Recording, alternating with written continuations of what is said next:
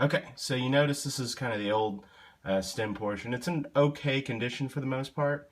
Um, you know, the gasket seems pretty decent, but the tough part in all of this is going to be inside of here. There's going to be kind of another gasket right here that seats down inside right here.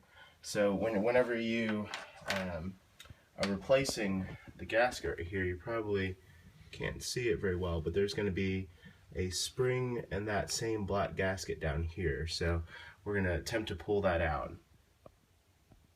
Okay, with some needle nose pliers, you can basically put in the shorter end, the smaller end inside this gasket and put it inside here.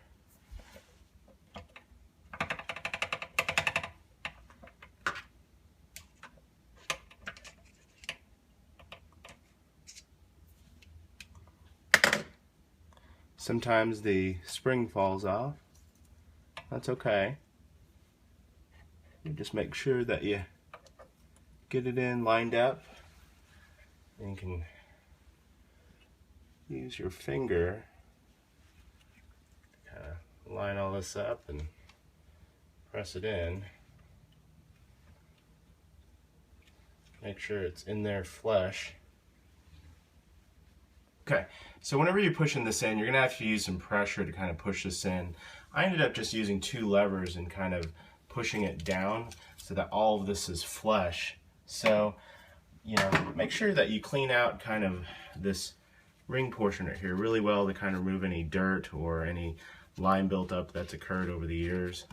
And what we're going to do is we're just going to slowly thread this back by hand, and then from that, you're going to see it naturally come about like that.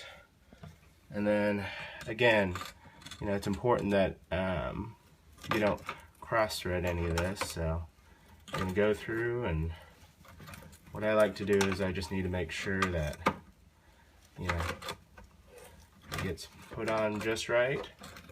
It's going to take a couple of threads.